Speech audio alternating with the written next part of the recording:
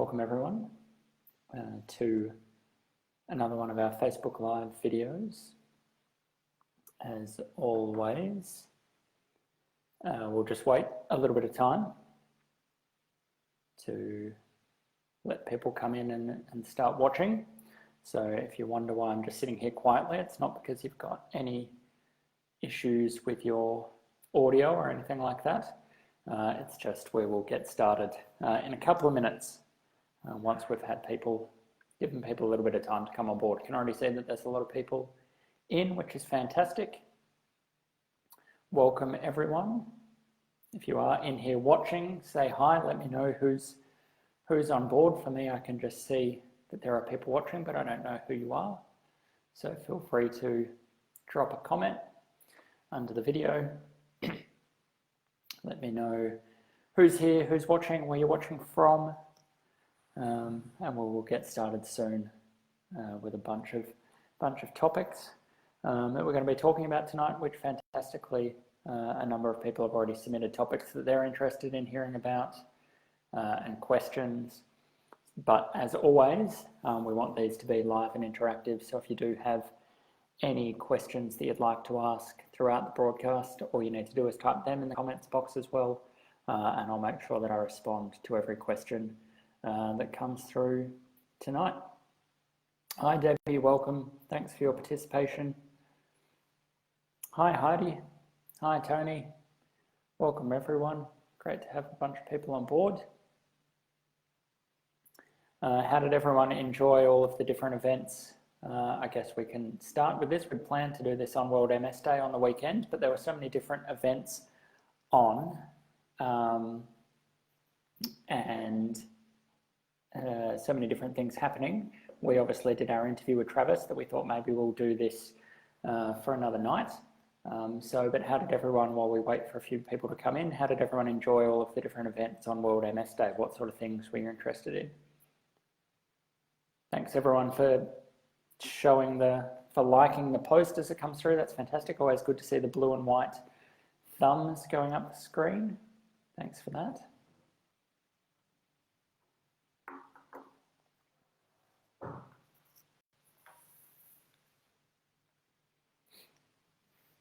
So we will get started very shortly, just a little bit more time. And yeah, as I said, if you do have comments or questions that you want to submit as we go through, or topics that you want to talk about, please don't hesitate to submit those either. Hi Kim, welcome. Kim and Heidi, is this your first MStranslate Facebook Live? I don't remember. I know Debbie and Tony have been in a number before, but I don't recall seeing you on any of these before, but I've done a few of them. Is this your first one? If so, welcome. If it's not, welcome back. All right, well, we've got some really good numbers at the moment, and I don't want everyone to just keep sitting here waiting for me to start. So let's get right into it. Welcome, Heidi. That's fantastic. Hopefully you enjoy the evening and enjoy the discussion. I probably should, because I assume everyone knows who I am by now, but maybe I should start just if anyone is new from actually introducing myself. So my name's Brett. I'm one of the co-founders of MStranslate. Fantastic, Kim. Welcome as well. My name's Brett. I'm one of the co-founders of MStranslate. My background is in multiple sclerosis research and science communication. So those skills come together to do what we do on MStranslate, which is communicating about multiple sclerosis research to the MS community in a way that's easy to understand. For those of you who don't know, the other half of MStranslate is actually my brother, Eric, and he does all of our web and social media stuff. He's sort of the behind the scenes guy that you never get to see, but we get him on occasionally. We should get him on again soon.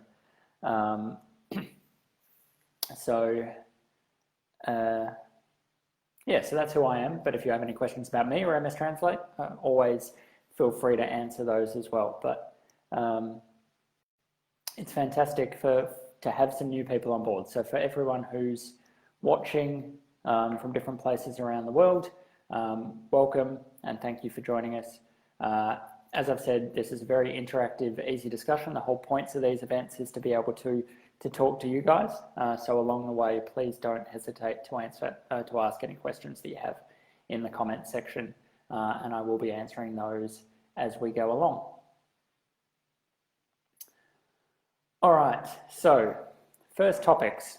I think resoundingly one of the topics that keeps coming up as being something that people want to talk about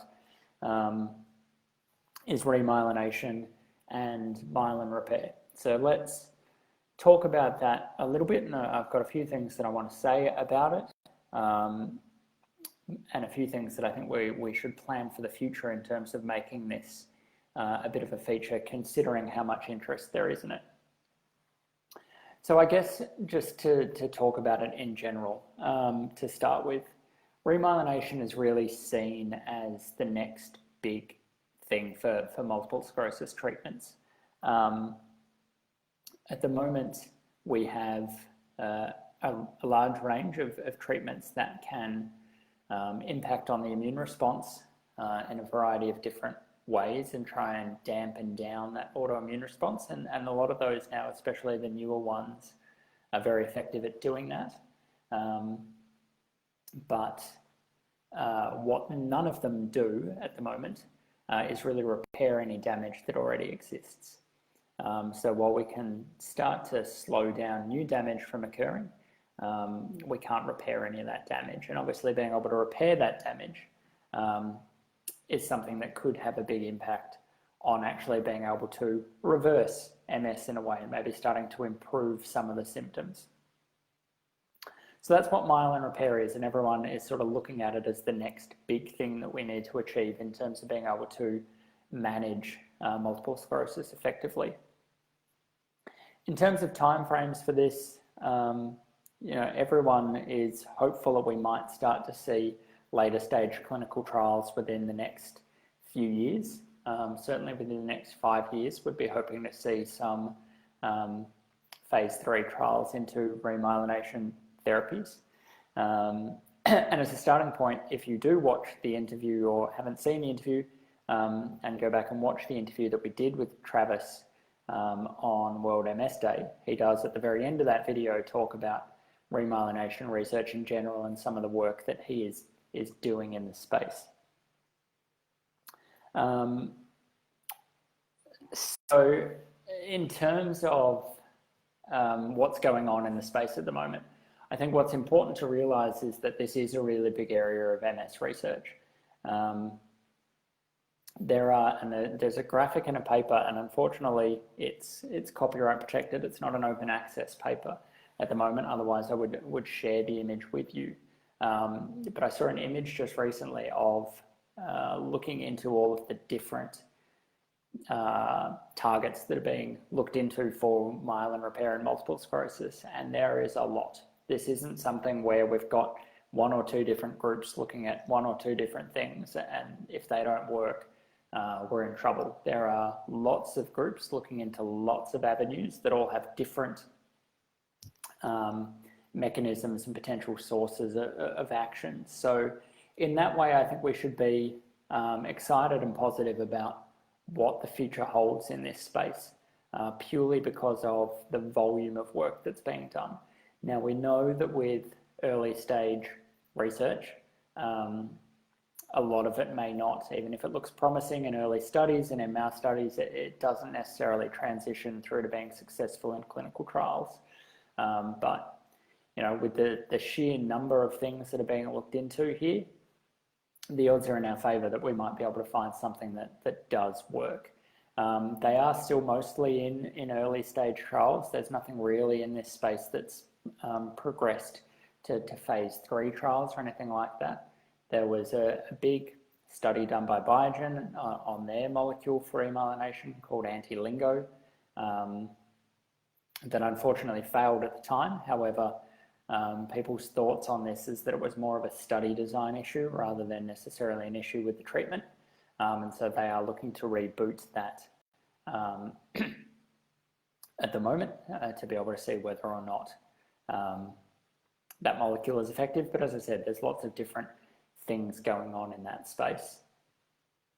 In terms of talking about this more, and I guess this is where let's get some comments to, I guess, really indicate how much people want this, but what I think would be fantastic off the back of how much interest there is in this area and off how well people received the interview that we did with Travis the other day, is that we should get Travis on to do a Facebook Live or an interview about his research and about remyelination research in general. Is that something that people would be interested in us doing? If so, comment in the box and let us know, because Travis, obviously, I always talk about this when I do these things, that obviously I'm happy to talk about lots of different research, but it's always better if we can get people who are experts in the specific field and are working in the area to talk about the research directly. So if we could get Travis on board, I know Travis loves to do these sorts of events. Would you like us to do a specific interview with Travis about his work in remyelination studies in general in the future?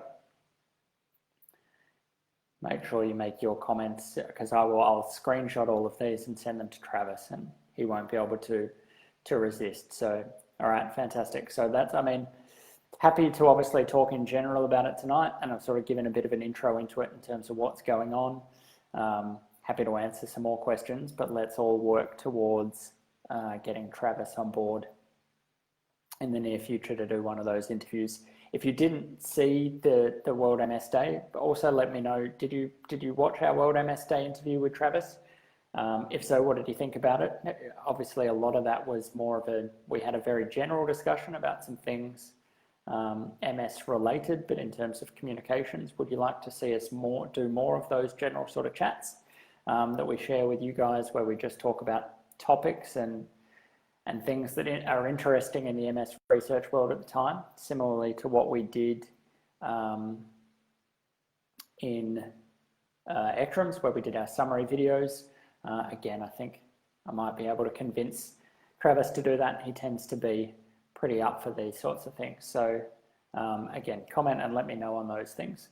What's interesting in terms of remyelination, and I mentioned this before, but I think it's a really interesting point to think about, and not a hugely commonly known fact, is that demyelination or damage to myelin happens quite regularly. Well, when I say regularly, it's not that uncommon. I mean, if you get a concussion, or sometimes if you have an infection in the brain, you can have demyelination occur. It's just in these instances that myelin naturally gets repaired. However, that natural repair process is blocked in people with multiple sclerosis, and there's ideas as to where that's blocked, and processes the sort of general process within the body where that block occurs. And so some of the remyelination therapies that are being investigated are looking at trying to remove that block so that the body can just repair itself naturally as it would in any other sort of condition. And then people are looking at, can we promote the cells that make myelin? We know that they don't mature as well in people with MS. So can we get those mature cells back so that then they can create myelin? There's lots of different areas that people are looking into at the moment, as I said. All right, fantastic. I think it's very overwhelming that we need to get Travis back. So I will contact him tomorrow and let him know, and we'll start to organise that as soon as possible. So any other questions on anything I've said about the remyelination side of things? Anything else you want to know about that sort of research? I'll wait a couple of minutes and just see if there's any comments or questions about that before we move on to the next topic.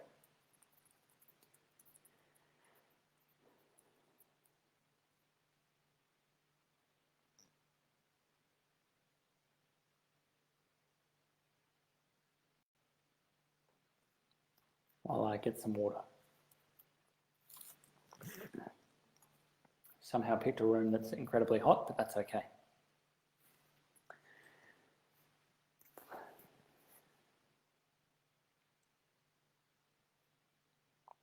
The next topic, to let people know, while there's still time for a few questions to come through, but the next topic that we're going to be talking about is stem cells, which is another topic that we tend to talk about a lot, but an interesting topic. And we're going to be talking about two different types of stem cells: hematopoietic stem cell transplants or stem cell transfers, which is HSCT, which a lot of you might know about, and mesenchymal stem cells, which is, I guess, maybe a lesser known treatment option and certainly a lot earlier in the process.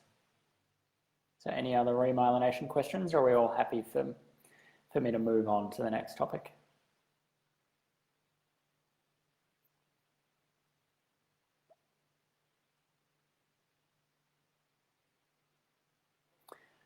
Lucy, let me answer Lucy's question. Hi Brett, what is your view on the time between trials and rollout to the MS community? In terms of approval through government bodies and regulators, is that sort of what you mean about that? In terms of once we get positive trial results, how long it takes to get regulatory approval or PBS approval, I guess, depending on if you're in Australia or different parts of the world. Is that what you mean, or just actually from once trials begin in terms of phase 1 and when potentially it becomes something that's available for the community? I'll talk about that one, and then if I'm talking about the wrong thing, let me know.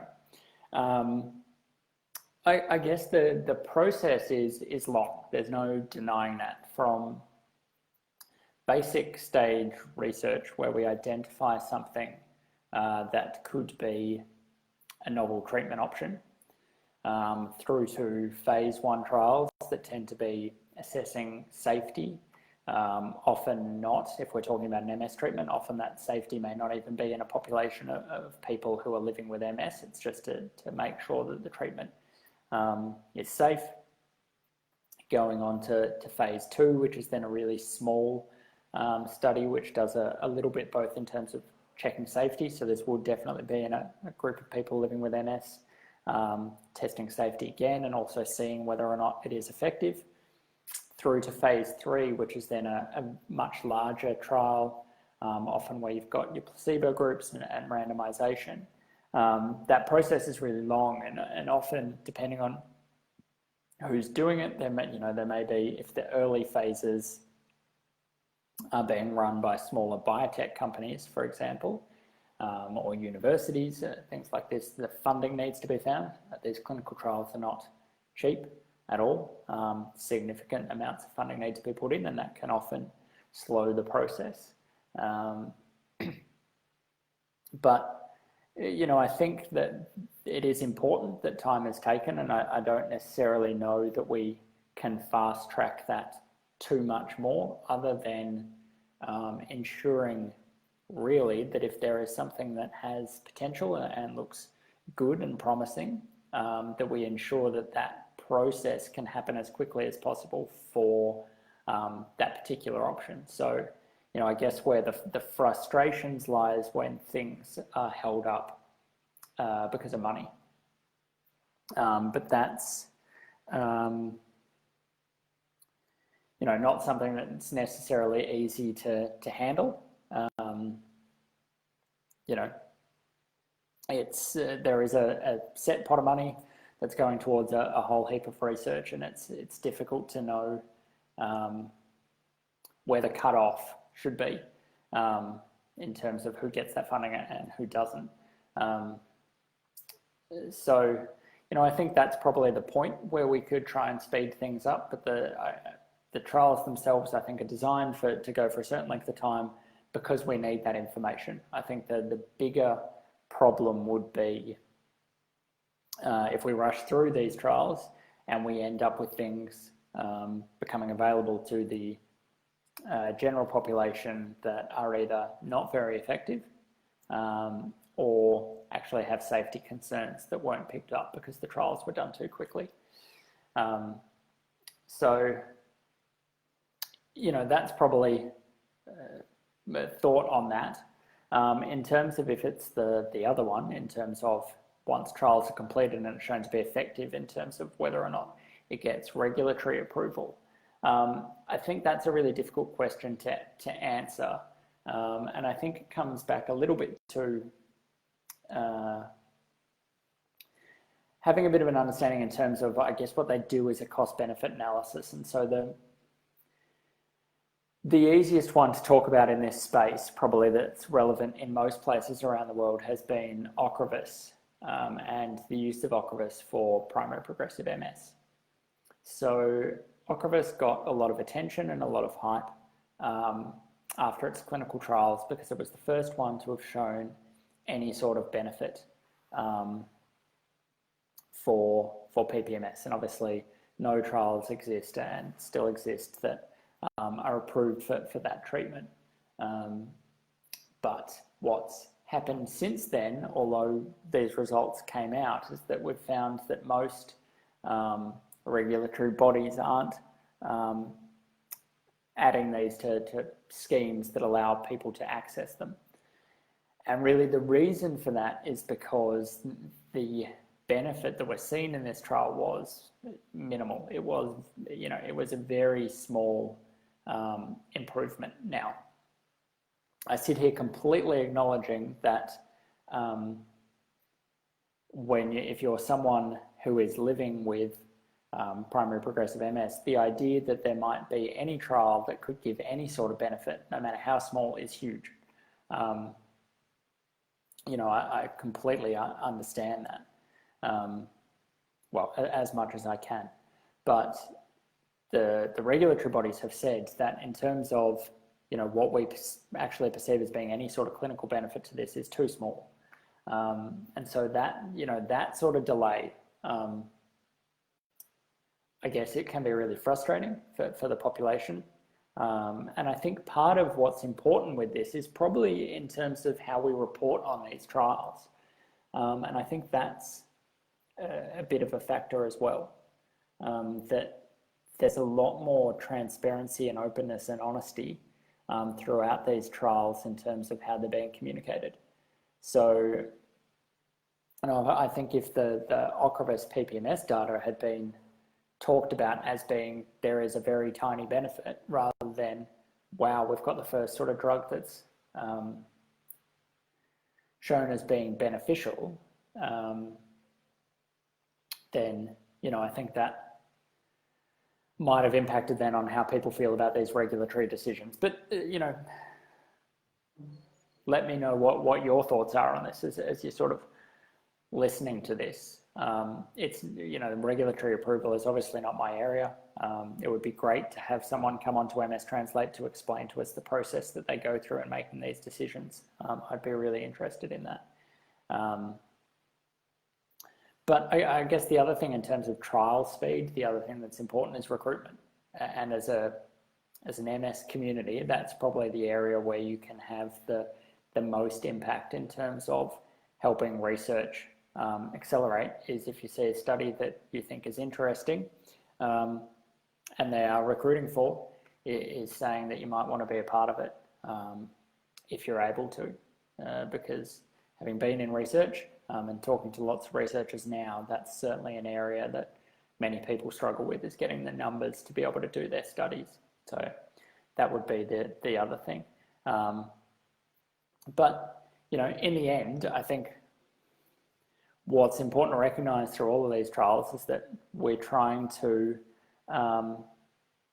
get an outcome that is fantastic and really great for all round for everyone. So yeah, hopefully that answered your question a little bit, Lucy. I went off on a few different tangents there, but hopefully that was sort of what you were asking for.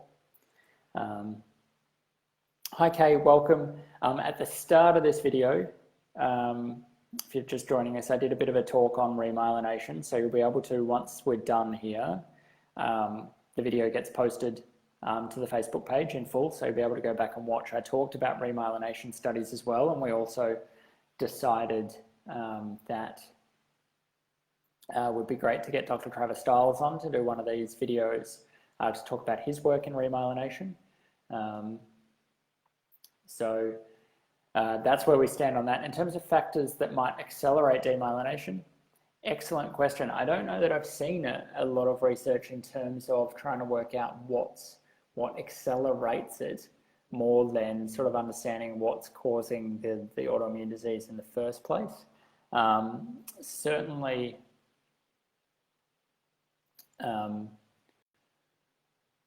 we know that progression can be accelerated by things like smoking. So we know that that's something that may be involved. There's been a lot of studies that have shown that recently, that not only does it increase risk of developing MS, but it certainly worsens the disease progression. There's things going on in that space, but I don't know in terms of specifically accelerating demyelination what I've seen on that. Hi Castle, welcome. As always, pleasure to have you on board for this. Joe, is Ocrevus also an immune suppressant? Yeah, so Ocrevus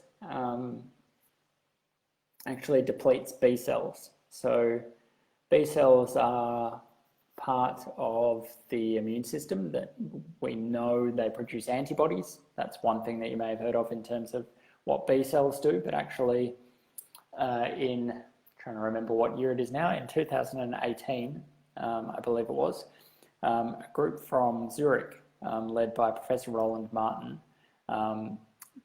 published some really fantastic research that showed that B cells were actually critical in terms of helping generate the damaging immune response that we see in multiple sclerosis, that they're actually sort of part of the initiators. So I don't need to know at all what these cells are, but the B cells essentially give the go signal to turn on the T cells, and the T cells are the things that go off and damage the myelin. So what Ocrevus does is that it targets those B cells and removes them from the body essentially. So if you don't have those B cells, you can't get those T cells activated, they can't go off and cause the damage. So in that way, yeah, you're suppressing your immune system by getting rid of those B cells. And I did an interview when I was in Europe in 2018 for ECTRIMS in Berlin. I actually caught up with Professor Martin in Zurich and did an interview with him about that research. And we will drop the link to that video in the comment section, so you can go back and watch that, because his work was really interesting and really well done in terms of how they managed to show the role that B cells were playing, and really clearly shows us why Ocrevus has been a really effective drug for a lot of people living with MS. So just scrolling through the comments, sorry. Lucy, thanks for those thoughts. I would love to hear from someone in regulation. Yeah, look, me too, and we will certainly reach out. In terms of all of these things, we are constantly reaching out to people in different areas to appear in these videos. We just not often are able to either convince people to do them or we don't hear back. But the more people say that they want these things, and the more you guys comment and push for them, the easier it is to convince people that this is something that people are looking for and they're interested in hearing about, like we just did with Travis's. So we will certainly look into that. Castle, I'm very scared of my declining cognitive ability. Yeah, look, it's firstly, obviously, our thoughts are with you through that. And I'm sure a lot of people in here who are reading these comments and who are watching at the moment will empathize with that. And I'm sure you're not alone in those sorts of feelings. So again, if you're watching and you can empathize with that, I'm sure Castle would love to read a few comments from people of support around that. But cognition is, again, something that there is a lot of research going into, and we hope that there are going to be some really effective strategies that come out that are able to help in that area. Just the other day, we posted just a post on Facebook talking about results of a small study out of America that showed that aerobic exercise can have some benefits in terms of both cognition and physical. And there are lots of different things going on in the cognition space. And again, we're talking to researchers in that area who might be able to talk about their work. At ECTRIMS last year, we talked to Dr. Annika van der Walt, who's based here in Melbourne, and she's doing some really great work in the cognition area. And again, we might be able to post that video into the comments so you can watch that. But yeah, it is very much, it's a really big area of research that people are looking into. So yeah, you're definitely not alone, and hopefully something will come out in that space.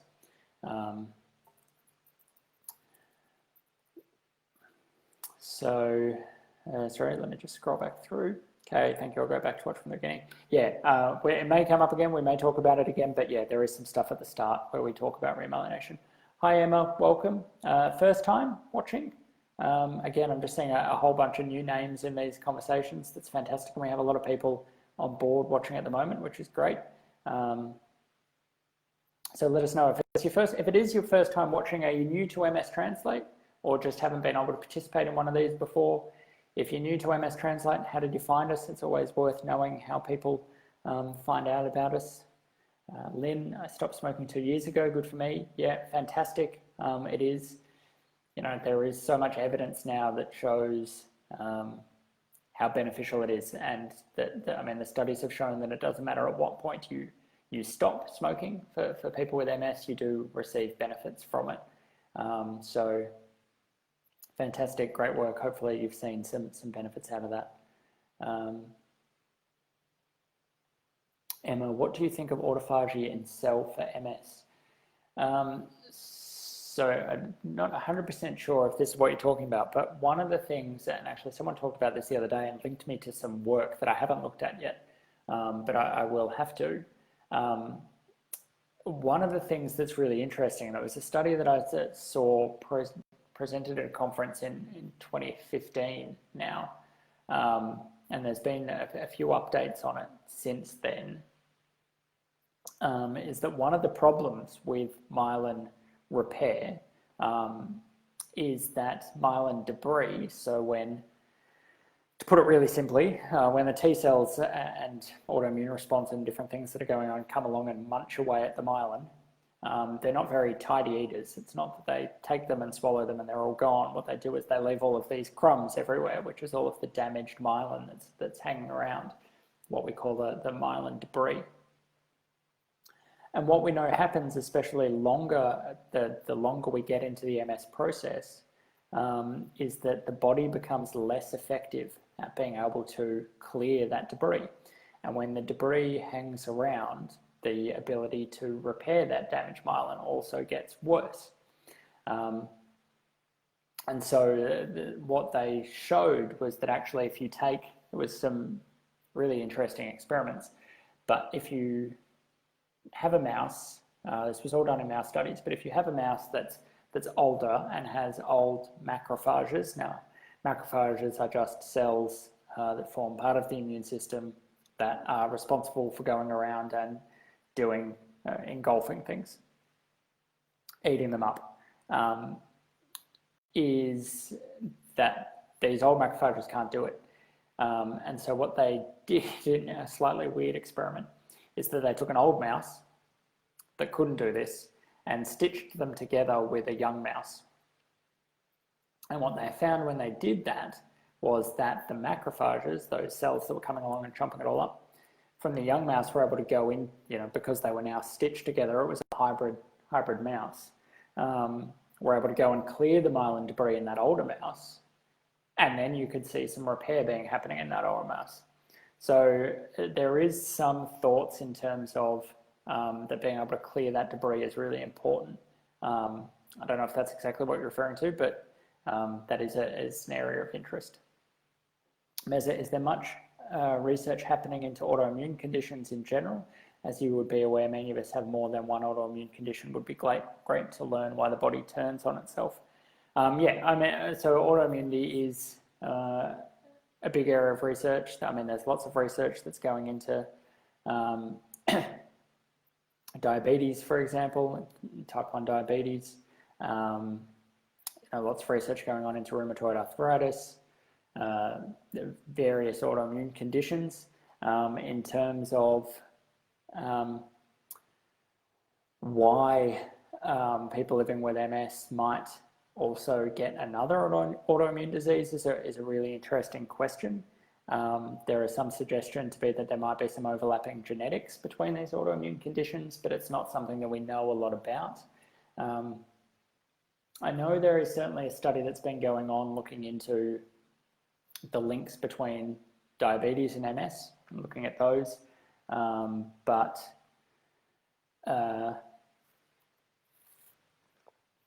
yeah, there is lots going into autoimmune research, and completely agree. I mean, understanding what causes that breakdown in immune tolerance, what causes the body to start attacking itself, is a real key, especially in MS, to being able to work out if we could potentially get a cure. We need to know that, and even for more effective treatments, if we can work out what that cause is, that would be important.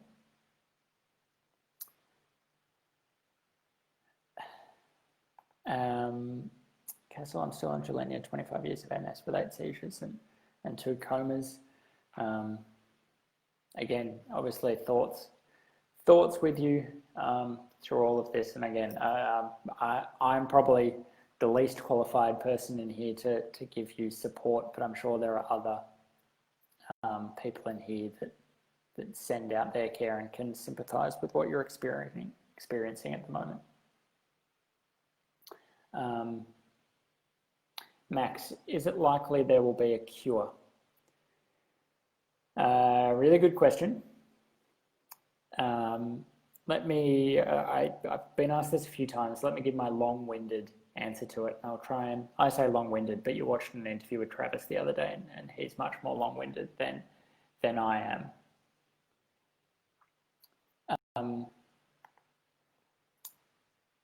So in terms of, do I think we will get a cure in terms of how we define a cure in the near future? Probably not, is my unfortunate answer to that.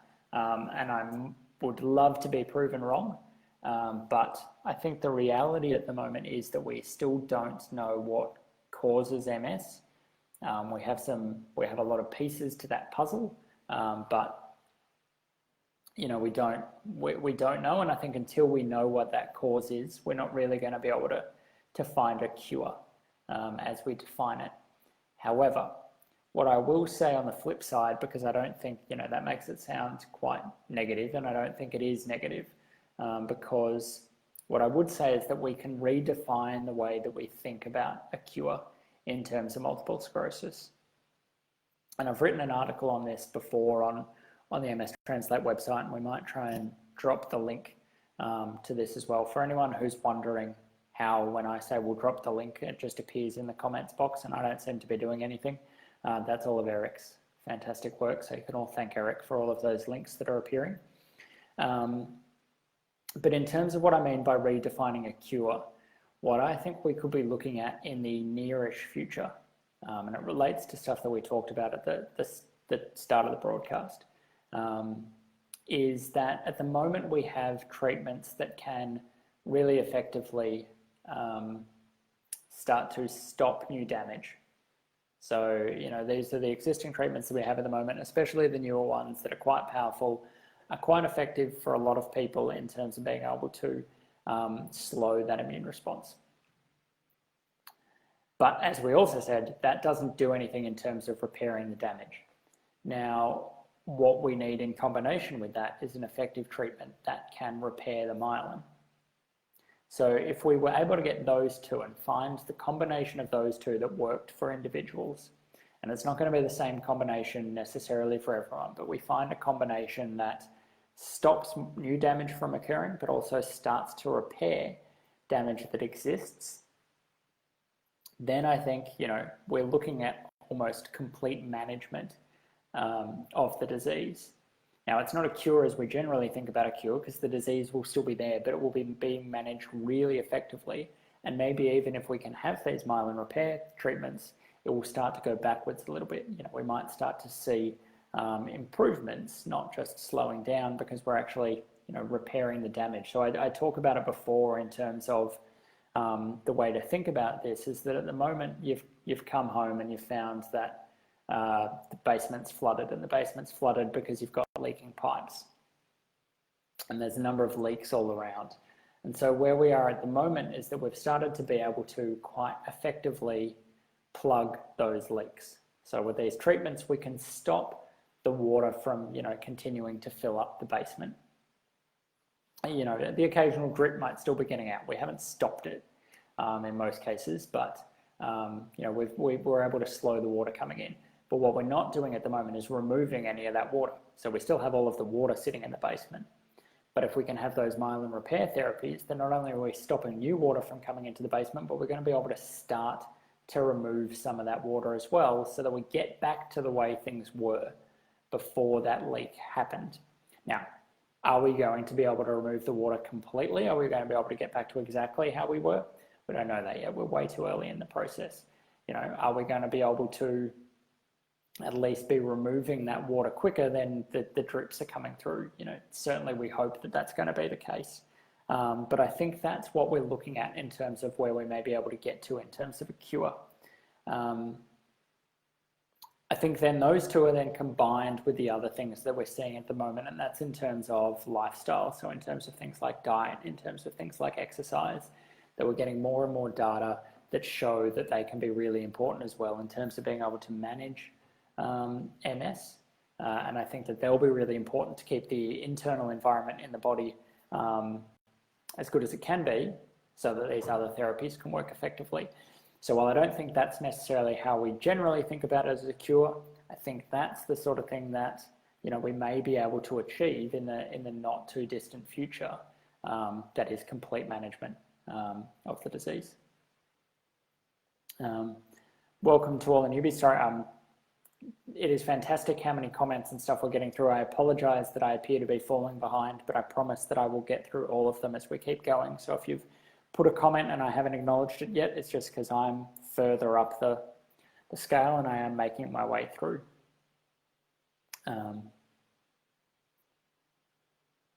Thanks, Joe. Fantastic to have you on board. Fantastic that you're now going to follow us. Kathy, why is this the first time I've ever heard about myelin debris?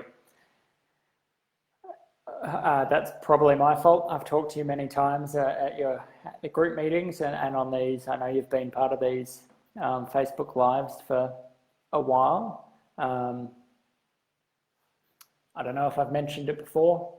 There's so much. But the problem is there is a lot of MS research, so sometimes I talk about different things, and I would love to. I mean, if everyone wants to stay for the next 12 hours, I can try and get through as much as possible, but generally after about an hour and a half, everyone's had enough of me talking. But it is a really interesting area. I haven't heard a lot since then. I know it is still ongoing. I know they're looking into that stuff, but it would be interesting to know what the latest in that area is. Never heard of this either, though. Well, there you go. Something that we can talk about a bit more. Emma, sorry, was meant to say autophagy for cell renewal. I've read that 72-hour fasting switches the body over to eating poor cells and renewing them. So wondered on your opinion for this. Okay, firstly, sorry, Emma, that I answered a completely different question then, but luckily it seems to have been interesting to other people. In terms of what you're asking about, it's not necessarily something that I've seen in terms of the autophagy part of it, in terms of fasting. What we have seen recently in terms of MS is certainly some studies that have shown intermittent fasting may have benefits, and the main one that I've seen recently was a mouse study. So we have to be careful about how much we can read into it. I did a video summary of that paper when it was published, and that will also appear in the comments section below the video as well.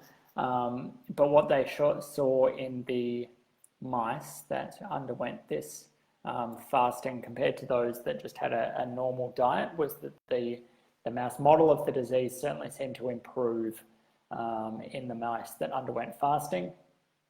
You may have heard about this study before because it was talked about a lot in terms of metformin and the benefits that metformin might have.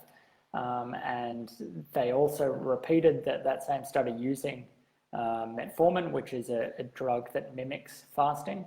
They thought that was important to be able to see as well, because they understand that a lot of people may not be able to commit to a fasting sort of protocol.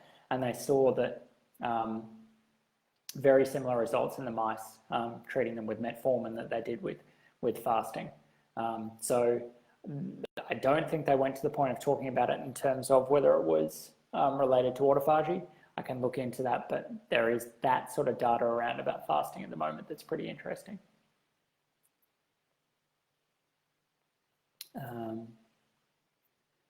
Kathy, don't you laugh. Brett, sorry.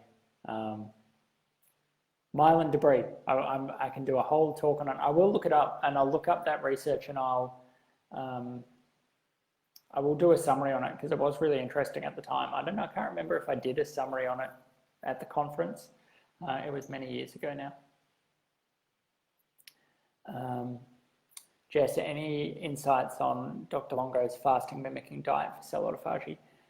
So I guess that's similar to what Emma was asking about. I haven't, and someone dropped that on our wall under a post the other day. I haven't had a chance to look at it yet, but I definitely will, and I'd be happy to give my comments on it after I've read it. I just haven't had a chance to look at those studies yet. Lots of people thanking Eric.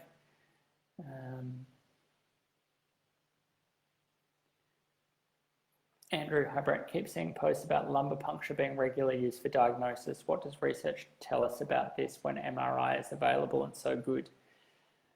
A really good question, not something that I think I have a great answer for you at the moment. But, sorry, just waving goodbye to some colleagues. Yeah, I don't necessarily know a lot about that. I know that people still like to look for the oligoclonal bands. I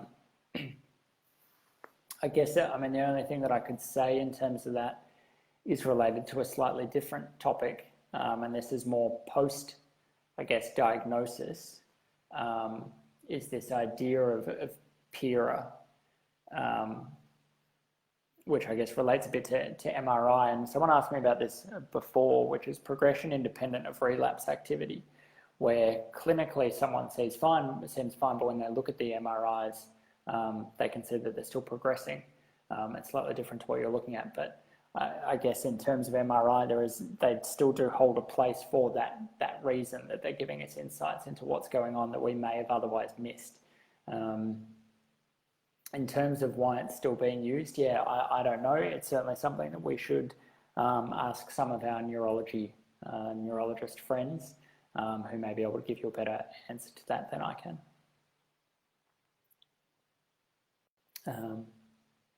So I love your basement descriptions. Thanks. At least someone, I don't know. Sometimes when I do these analogies, I definitely wonder whether everyone wonders if I'm just talking about random things, but hopefully it does help with the understanding of them.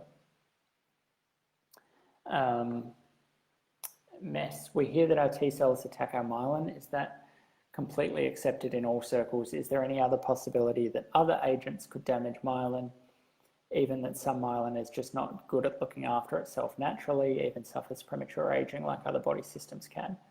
Or some such alternative models of causes for the myelin damage effects that we see and experience? Excellent question, and not one that I have an easy answer for.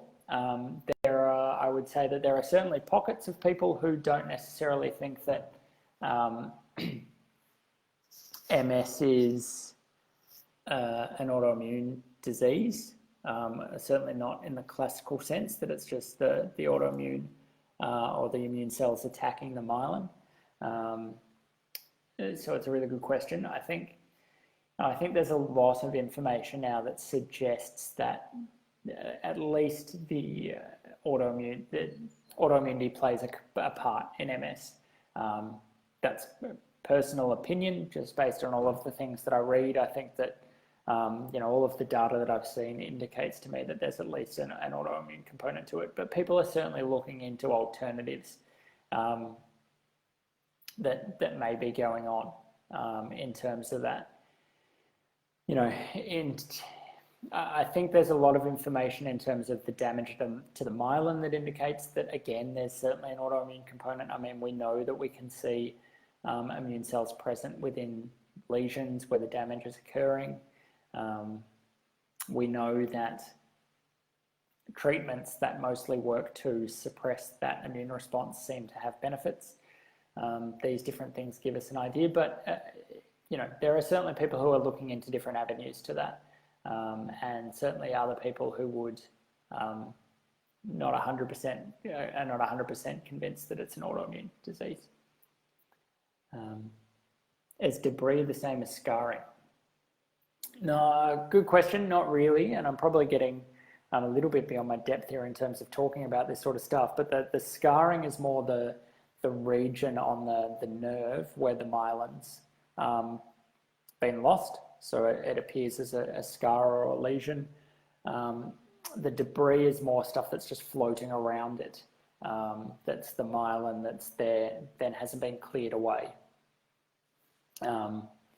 So, you can sort of think about it as if you put your garbage out, but it gets knocked over, and so you've still got some rubbish sitting around even once the bin's been removed. And that rubbish that's still lying around is the myelin debris. I'm not sure if that was one of my better analogies. Maybe I shouldn't have been talking up my analogies 2 minutes ago.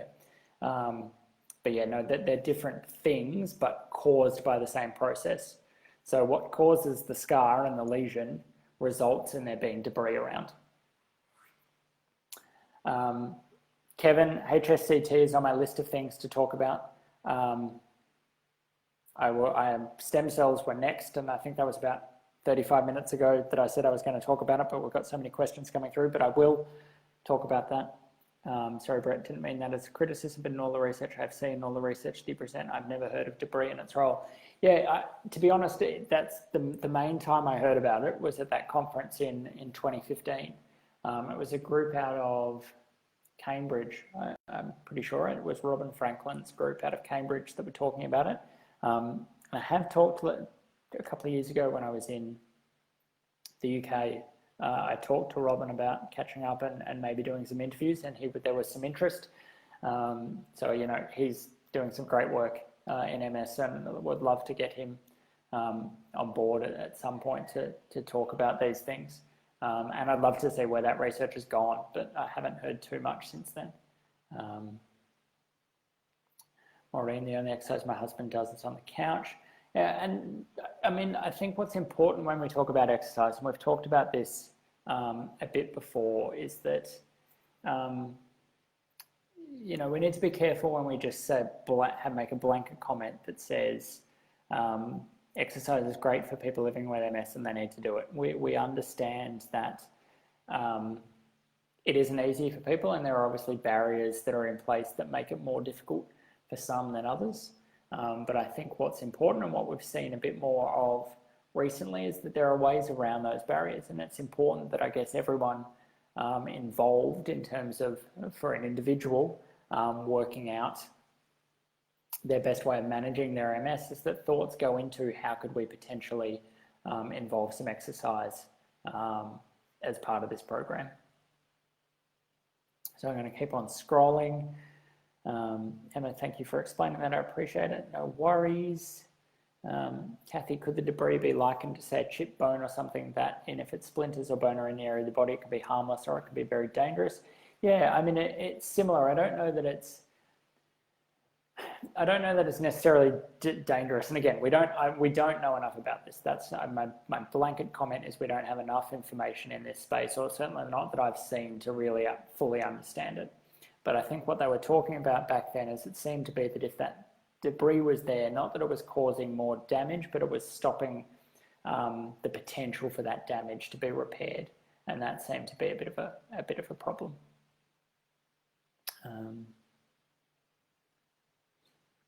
Debbie, is there research into the possibility of individualized treatments for MS, like some cancer treatments?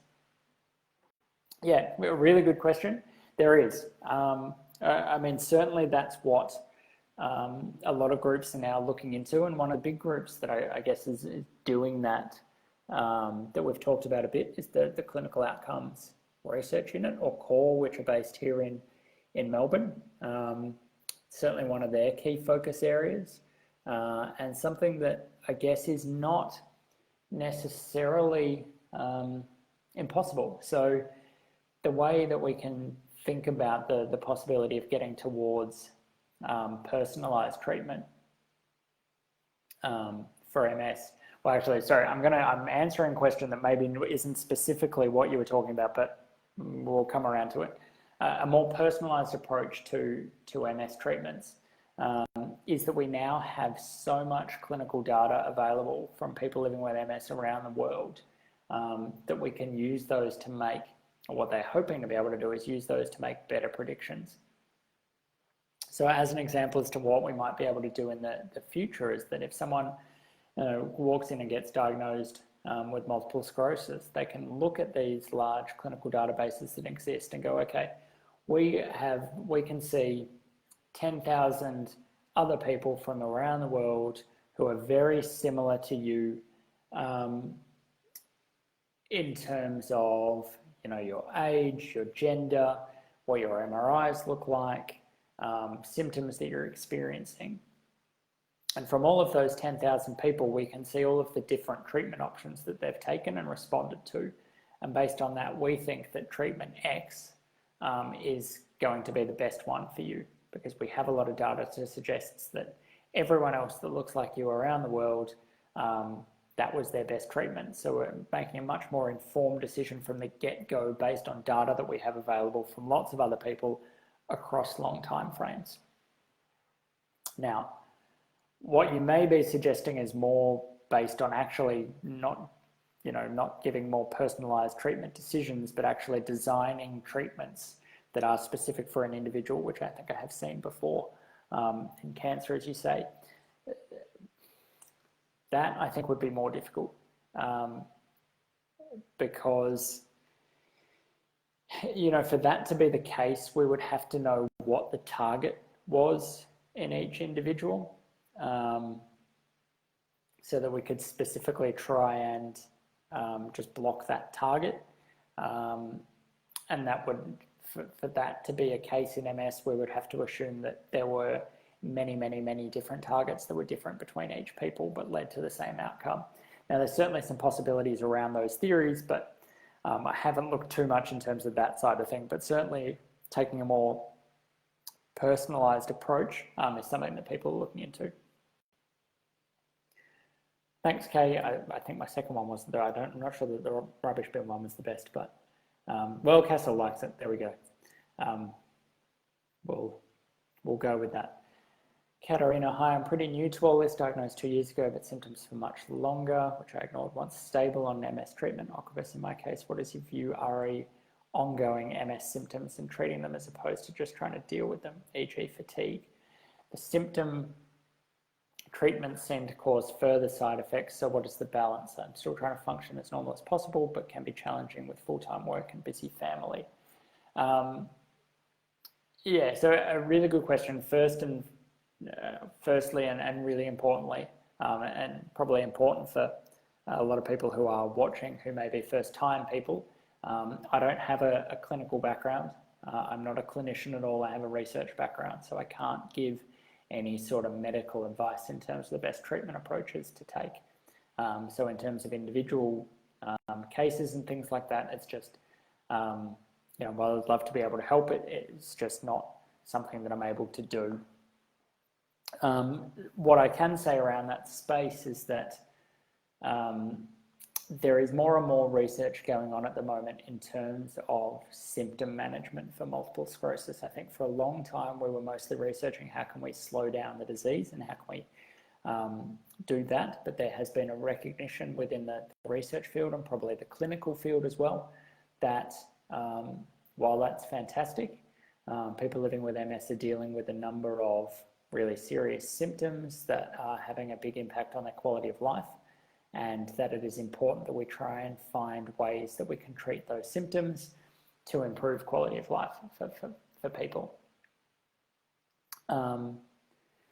So in that instance, there are things that are coming out that can, or certainly things that are being trialled that can target specific symptoms.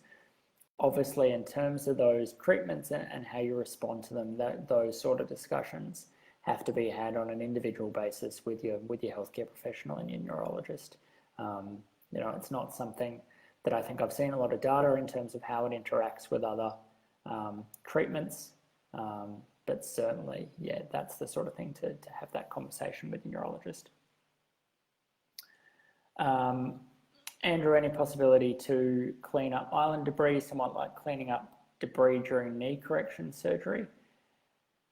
Good question. I haven't seen anything looking at that. I'm thinking that it would be, you know, I don't know that it's necessarily, while we used the sort of theory about bone shards, I'm guessing that this is quite small, and so its ability to actually be able to get in there and clean it out may not be that easy. Certainly doing it on a cellular level, though, by maybe being able to put in cells that can scoop that up may be an option.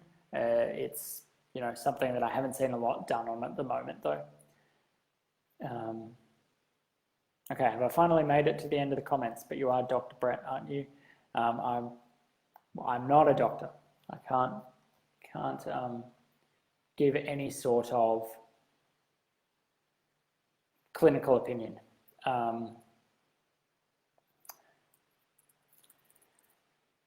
But yes, okay, have I finally, I think I finally got to the end of the comments. Did I? I have, I believe. There we go. Thank you for everyone for keep commenting. This is going fantastically. I think I've gotten to, just scroll back up to the top. No, going up to the top and going to the bottom. Both are good. Okay, all right. Stem cells. Tried to launch this a bit ago. Keep the comments coming. This is a great discussion. I'm just going to quickly check. We put a post up on our Instagram account earlier asking for questions. I'm just going to make sure that none have been submitted through there. I think we're okay. If you don't follow our Instagram account, feel free to, if you use Instagram, feel free to go and give that a look. But all right, let's talk about stem cells. So there was questions on both HSCT and mesenchymal stem cells. So I'm going to talk about both of those. So in terms of, let's start with HSCT, and I can see that Kevin's talking about it. So let's have that sort of conversation about that now. So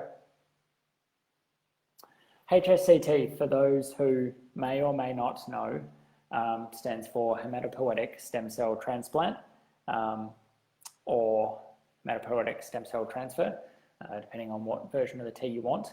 And this is something that, especially over recent years, has become a new treatment option, certainly in terms of trials for people living with MS. So the way that it works, and again, I've talked about this before, but for new people watching, it could be worth to go over. So the way it works is that it's essentially a treatment that we've been giving for leukemia for a while, is that you have chemotherapy to wipe out your immune system, and then you transplant in bone marrow that's been taken out before the chemotherapy. And in everything that's happening in terms of the multiple sclerosis space at the moment, it's your own bone marrow that's being transplanted in. There's been no real work at the moment looking in terms of being able to transplant in and another donor's bone marrow. At the moment, it's all autologous HSCT or AHSCT, which means it's your own bone marrow that's going back in. So the whole rationale for this is that what you're doing is you're deleting, through that chemotherapy, you're deleting the immune system. And as we've talked about a few times through the video, that immune system is what we think is causing the damage in multiple sclerosis. So by wiping it out almost completely, depending on the strength of the chemotherapy used, you're getting rid of all of those cells. And then by putting in the bone marrow, you're essentially rebooting the immune system. Now, the whole thought here is that what you're doing, and how I refer to this, is you're putting your immune system back to a baby state. So back at a time before it had learned to start attacking the nervous system, to start attacking the myelin. And so what happens then is that you get really effective disease control, because this immune system's no longer there constantly attacking the nervous system. Now, a lot of people talk about HSCT as potentially being a cure, and I've talked about this before in length in terms of this. I don't personally think of it as a cure, and this is the reason. Because at the moment we're doing autologous HSCT, or we're putting your own bone marrow in, those cells, even though they're now baby immune cells and they haven't learned to attack the nervous system, they're still the same cells that were there before. It's just that they haven't hit that trigger yet. But theoretically, if that trigger, and we don't know what the trigger is, and that's part of the problem, theoretically, if that trigger occurred again, then those cells would go back to attacking the myelin, because they were the same cells. If we were to take someone else's bone marrow and put it in, say from a healthy individual that doesn't have MS, then potentially, you would see something different. But while it's those same cells, potentially they could be triggered again, and so it's not, as I think of it, not a cure. What it is, though, is what it has been for a lot of people with MS, is that it can be a really effective treatment, and we have seen some people get really long-term benefits from it. And some of the trials now have got sort of 8 years of data showing that people can be relatively disease-free for a really long period of time. We're getting more and more data in terms of the types of people living with MS that may have the most benefits from this.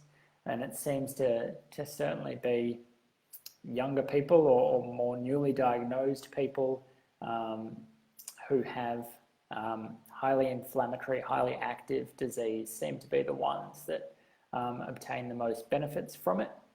And whereas people with progressive MS, especially progressive MS that has no evidence of inflammatory disease activity, so no relapses, for example, don't really get many benefits from it in terms of a general approach to this. I think more and more now we're seeing this as becoming a really viable treatment option, especially for people in that early category, highly active, highly inflammatory disease who have failed one or two of the effective MS treatments. HSCT is being seen as a really valid treatment option for those people. It will be interesting to see what happens with it in the future and how widely it becomes accepted. We've seen that Scotland, I think late last year, approved it as a treatment choice through their medical schemes. But I think, as more and more evidence is coming out and more trial data is coming out, I think that we will see it being something that's being used as more of an option. But we will see what's going on with that. Mesa, does that also wipe out your body's memory of vaccines? Do you then have to have all vaccines again? It's a really good question. And my honest answer is I couldn't give you a definitive answer to that. In terms of whether all of your memory cells that you've created from your vaccines get wiped out too. Certainly what we're seeing a bit more now is that they've, in the early days of this treatment, they were using a really harsh chemotherapy routine that was a much more complete destruction of the immune system. And what they've been working on more recently is trying to work out how much softer can they make that, how more mild can they make that and still get the benefits. And they are seeing now that, a milder conditioning regimen or a milder chemotherapy technique can still have quite significant benefits, and obviously that improves the safety of it as well. So in terms of vaccines, it's a really good question. I haven't seen that information. Potentially, it might take out some of those memory cells, but I don't know. I haven't seen it.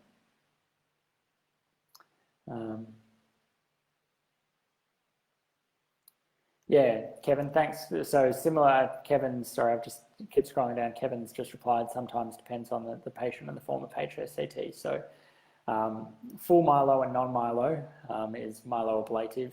And that's, I guess, that's the conditioning regimen that we're talking about. That's the chemotherapy aspect to it. And the full is the really harsh version. The non-myelo is the milder version that tends to be being used a bit more now because they can still see benefits from it and has a better safety profile.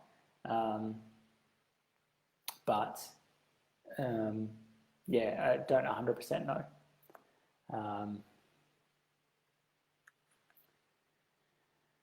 Sorry, just scrolling back through. I keep falling behind with comments before. HSCT could knock me out. Yeah, I mean, we can't skirt around the fact that the HSCT is a serious procedure. And as Eric has posted, we put a couple of stories of people who have undergone HSCT to do their treatments and how they found it. It's certainly, and one of the ones who's seen really big benefits from it, Aziz, his recovery afterwards was quite intense. Went through a lot of difficult times as part of that. It is a serious procedure. So it's important that, the right people are taking it. Kevin, 70% effective in PPMS. Can you send me the studies for that, Kevin? I haven't seen that high level in PPMS. Would love to see that study. If you can forward me those papers, I'd love to see that data.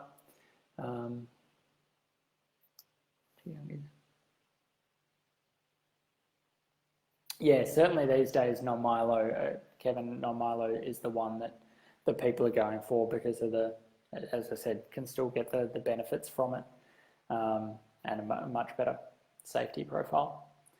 So that was HSCT. Someone also asked about mesenchymal stem cells. So mesenchymal stem cells are a different type of stem cells. And they're of interest for a couple of reasons, but they have a different function to hematopoietic stem cells, which we've just talked about.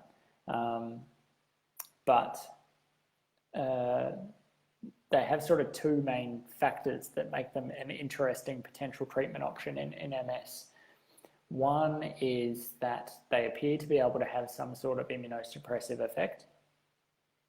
But the other is that they also appear to be able to have neuroprotective effects, which is something that the hematopoietic stem cells don't necessarily have. So we did an interview a while back now with Dr. Violaine Harris from the Tisch MS Center in New York. And so they've done a phase 1 study looking at the use of these mesenchymal stem cells in MS, and they saw some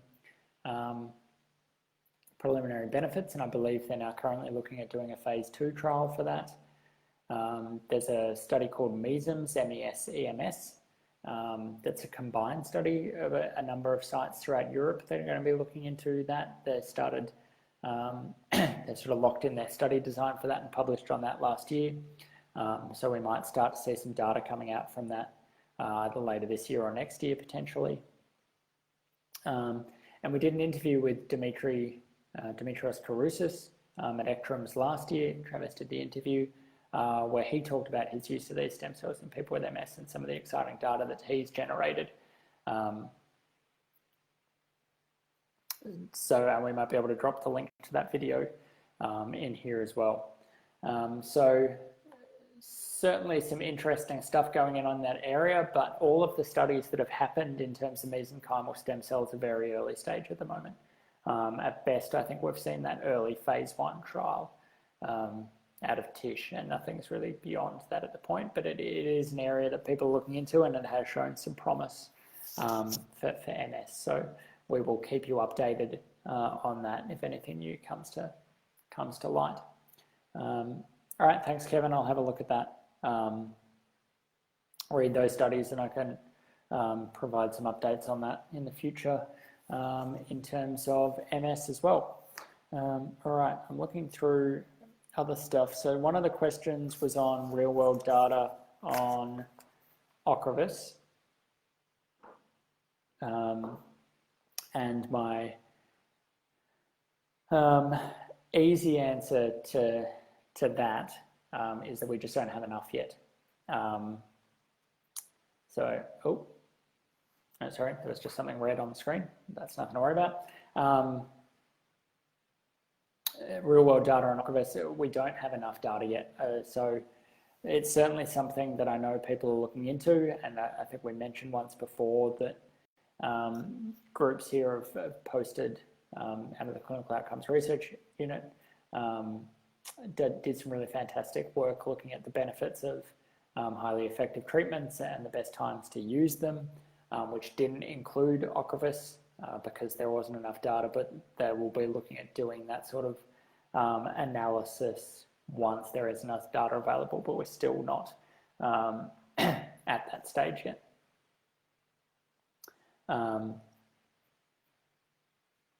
Another question was on high-dose biotin. So this was interesting. We did an interview, again, this was a number of years ago now. We did an interview with Frederick Sedell, who was one of the people at MedDay Pharmaceuticals who were running this trial. And they had some really exciting early stage data that had shown their high-dose biotin formulation could have some really good effects in the people that they used in that, participants in that early trial. However, their recent update on a phase 3 trial that they didn't meet any of the endpoints, either primary or secondary endpoints that they were looking at. So this was a trial of 642 people with progressive MS that hadn't had relapses, and they were looking to see whether or not there was any reversal of disability, either in terms of a reduction of EDSS or improvement in a 25-foot walking test, whether there was any reduction in disability progression, whether the clinician saw any improvements, and whether there was changes in terms of MRIs, quality of life, or whether there was any improvements in mobility. And I guess the somewhat disappointing news, based on the positive early data that they received, is that they didn't see any benefits across any of those different things that they measured in that trial. Now, I haven't seen the data yet. That's just what they've reported. I would be interested to look at the data and see whether or not there was anything that looked potentially interesting. They're going to look in other groups. I think they're quite keen to keep pursuing the research. They were meant to be presenting the data at the AAN conference in April of this year. However, obviously with all of the coronavirus pandemic that's going on at the moment, that conference didn't happen, so we haven't seen that data yet. But if they do publish that data anytime soon, I'll be sure to do an update on it.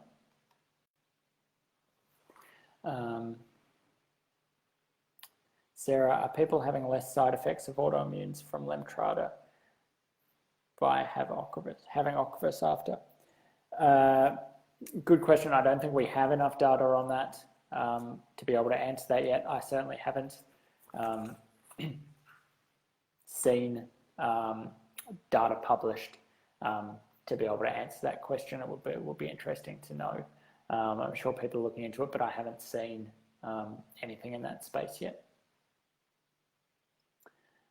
So I'm just going through our list of things that we've covered. So that was Biotin, that was real-world Ocrevus, mesenchymal stem cells, HSCT, remyelination. Someone asked about Mavenclad, cladribine, and data on that. Now, in terms of real-world data from that, if that's what was being asked about, again, we just don't have enough information on that yet. It hasn't been around long enough for us to be able to give any sort of real-world information.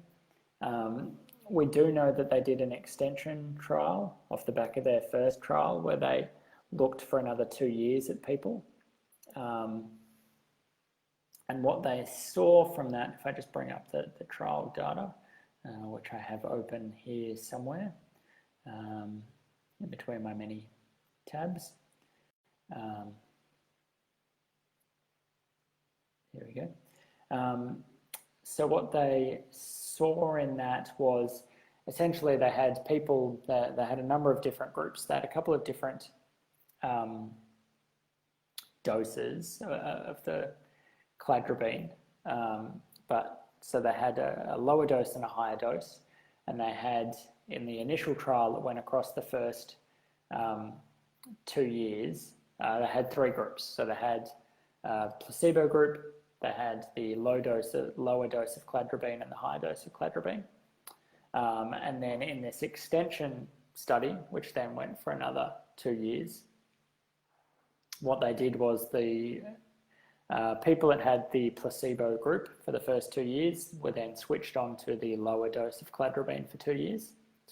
The group that were on the lower dose of cladribine were split in 2 and either went on to placebo for the next 2 years or stayed on their same treatment for the next 2 years. Or the third group, the group that was on the higher dose of cladribine for the first 2 years, either then went on placebo for the next 2 years or onto the lower dose of cladribine for the next 2 years. And there were really 2 outcomes from looking at this. The first thing was that there was a suggestion that being on the cladribine earlier in the first 2 years may have had some benefits over those who were on placebo for the first 2 years and then went on to cladribine. But going on cladribine at the later time still had benefits. So it still worked. It was just maybe it was slightly better to have got on it earlier. That was the first thing.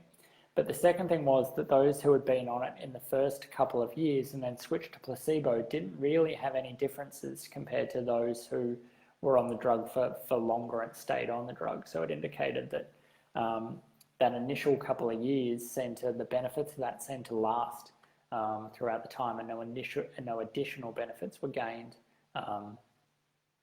from staying on the treatment, really.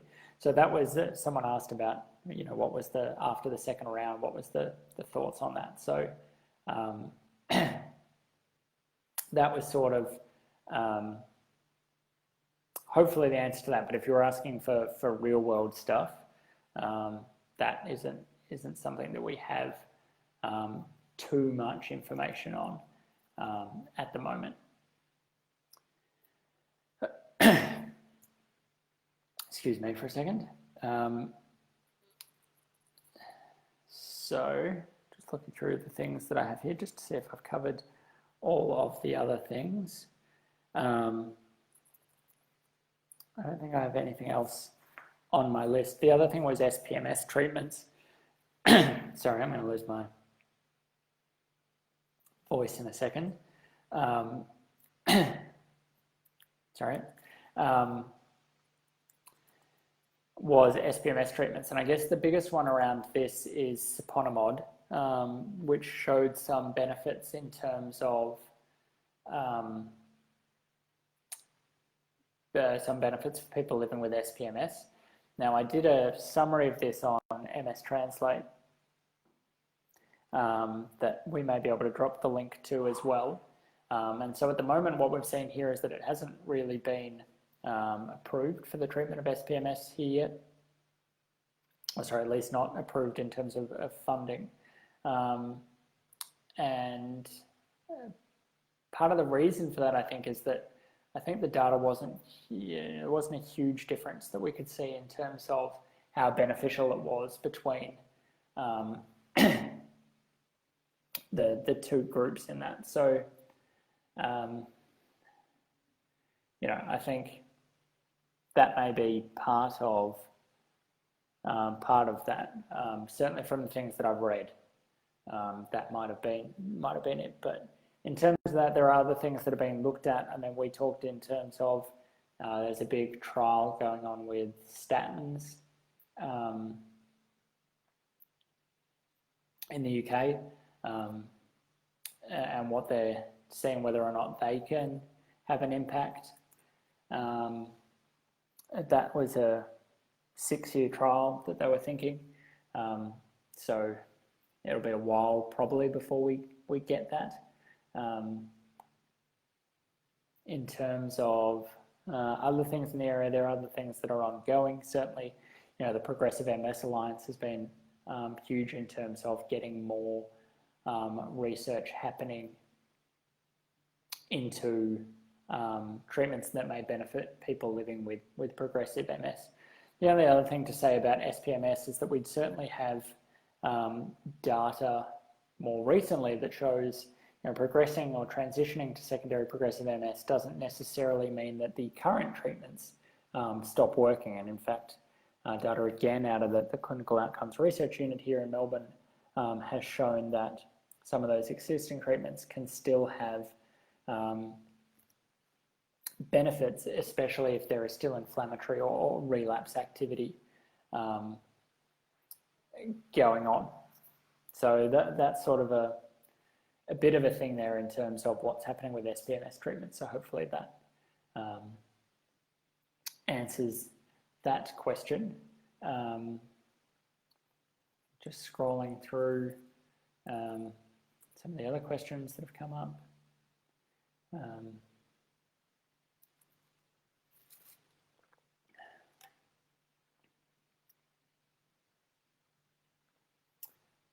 Scrolling back through.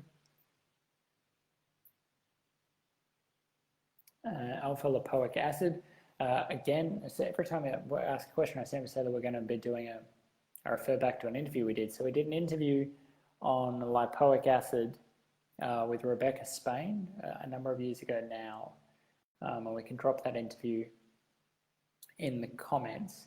Certainly their early research looked really promising in that space as well. I think they're pursuing that. I haven't heard any updates, but something that we could look at, but it is something that is being looked into and has shown some preliminary benefits.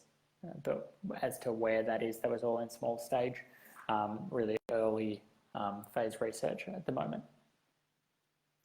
What do you know about low-dose naltrexone? I've seen it mentioned in various places. Just wondered if you're able to explain how it works. Really good question. Low-dose naltrexone isn't something that I know a lot about. I know that it is used sparingly. I know that people have looked into it, but I couldn't tell you a huge amount about how it works and its mechanisms of action. But certainly something that I can look into and we can post an article on. It's not something that I've read a huge amount about because of how much there is to read it and just that it's not used hugely. But I will look into it, and we may have posted an article about it before, but I can't hugely remember off the top of my head. But yeah, I will certainly look into that for you, Meza, and post an article on that.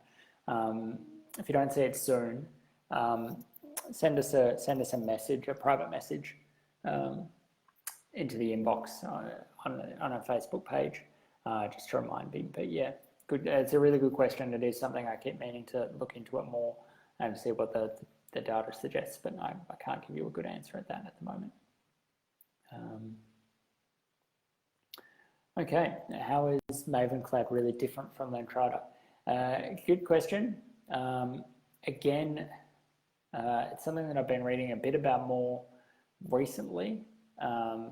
So I know Lemtrada or Tuzumab,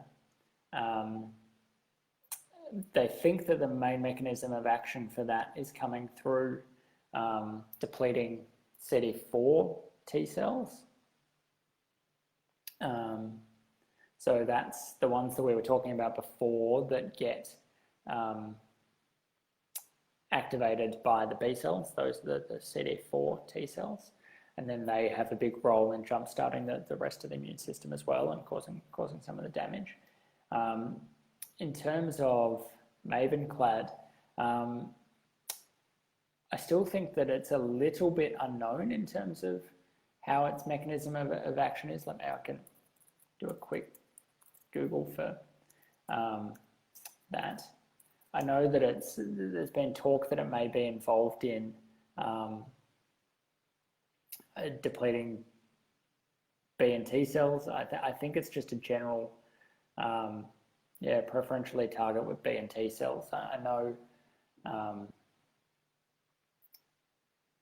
early on it was a bit unclear, but yeah, it seems to be mostly that it's depleting both B and T cells, but leaving the innate immune system, which is the non-specific part of the immune system, intact. So hopefully that answers the question. I have got through my list of things that we had submitted earlier, but I'm happy to go for about an hour and a half. Still quite a few people watching, so if you've been here from the start, good effort to be able to listen to me for this long. I think there's certainly some similarities here. I don't know much about alemtuzumab or Lemtrada in terms of its effect on B cells. Something I can look into. I know that it had been talked about as being more of a T cell thing that it was depleting, but I can look into that a bit more. But maybe it's doing B. I mean, more new stuff seems to be that it's also doing C and B cell, T and B cells as well. It would be that it would be going through slightly different targets potentially in terms of how it's doing that. So CD52. Sorry, I'm just Googling this while we're talking, having a quick look through what it's targeting. Yeah, I mean, they would be targeting different things, but yeah, similar mechanisms in terms of what it's targeting, but it may be slightly different ways of getting there. Thanks, Castle. Thanks for joining us. As always, stay well, and I'm sure, hopefully you've seen comments and got a lot of reactions from people to help you through what's going on at the moment.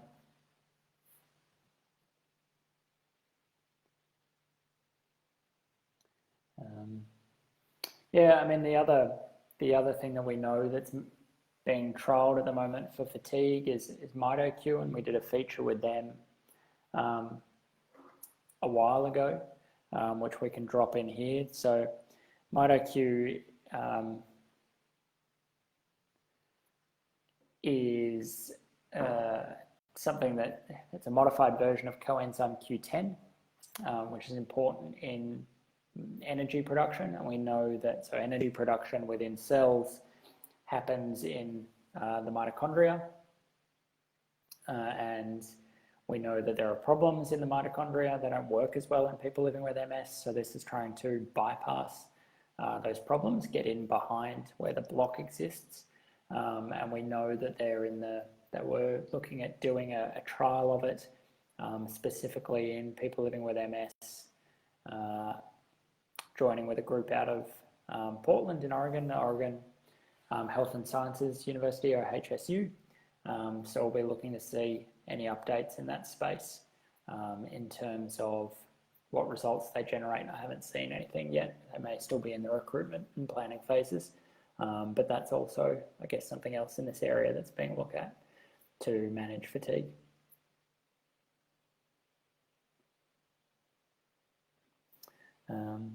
So I'm happy to stay on for a few last questions. We might start to wind it up, but if I'm sure everyone's getting ready to head off, but as I always say, we'll be looking to try and do these some more. We have some exciting news that we'll be announcing shortly.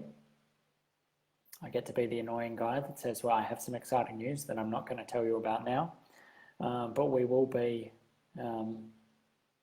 announcing some exciting news probably in the near future. And hopefully as part of that exciting news, we'll be able to do a few more of these Facebook Live videos and a few more of the Q&As on some really interesting topics. So stay tuned for that. But certainly happy to take any last questions that people might have who are still watching. If you do want to ask anything, feel free.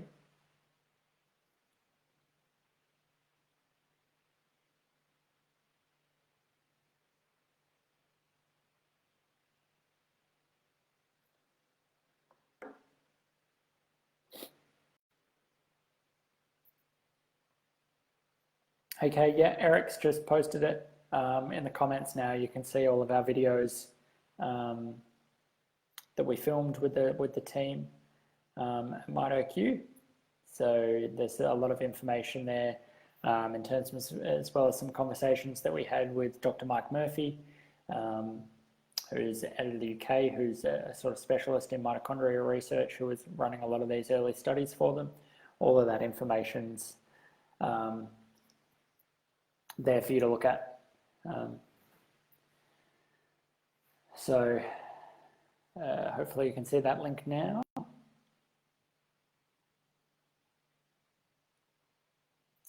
Could you relay to MS Society that there should be more support for people first diagnosed? Not me now, but it was a lonely, unsupportive experience. Yeah, I mean, look, again, I'm sure there would be a number of people on here, Sarah, that would really agree with you on that, could certainly empathise with you on that. We know that isolation is something that people feel. Obviously, it's been really topical lately in terms of how people have felt during lockdown and everything that's been going on with coronavirus, and something that we talked about with Dr. Sally Shaw when she did a Q&A with us to discuss all of the things that are going on for people living with MS now through all of these times. And obviously isolation was part of that, and loneliness, and we can drop the link to that video in terms of strategies that people could use for that. But yeah, look, I mean, I think support through the process. I mean, certainly the initial diagnosis is a difficult time, but you know, I think we need to be providing environments and communities where people can access support and not feel those periods of loneliness or isolation, or not being supported or not being informed at all times. And you know, in our own little way, I hope that MStranslate provides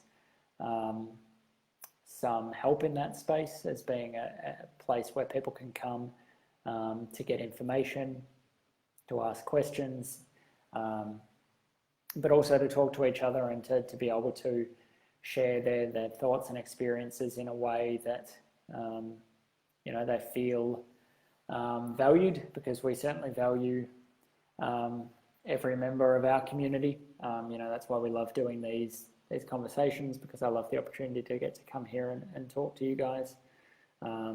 So hopefully this is a space where people can come when they're feeling a little low. And we'll certainly always try and provide as much support as we can. But I completely agree with you that we need to be finding ways to better improve the lives of people living with MS in lots of different ways. And certainly that initial diagnosis, I completely agree with you.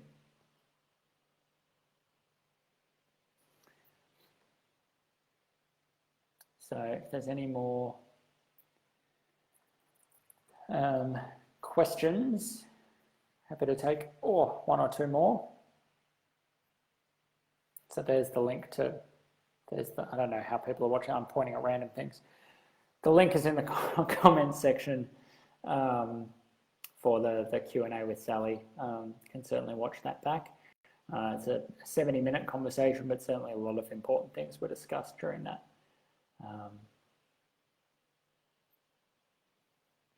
Well, we're glad that you found us, Sally. So hopefully, Sally, I've got Sally on the brain. We're glad that you found us, Sarah.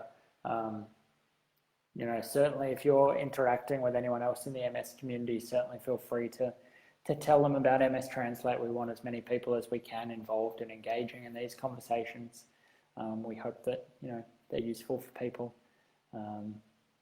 But that doesn't mean that this isn't the only place. It shouldn't be the only place that people can come, and we can always look for new and other solutions and ways to help people, I think. And in terms of the things that we're looking into doing and some of the exciting news, that's certainly part of us looking for new and better ways that we can help support the MS community as well. Thanks, Kay. I'm glad that you enjoyed the conversation. If you do have any follow-up questions, you can post again under the video, either through the Facebook page or through email. Email address is just brett@mstranslate.com.au or lowercase. Feel free to send any follow-up questions that you might have.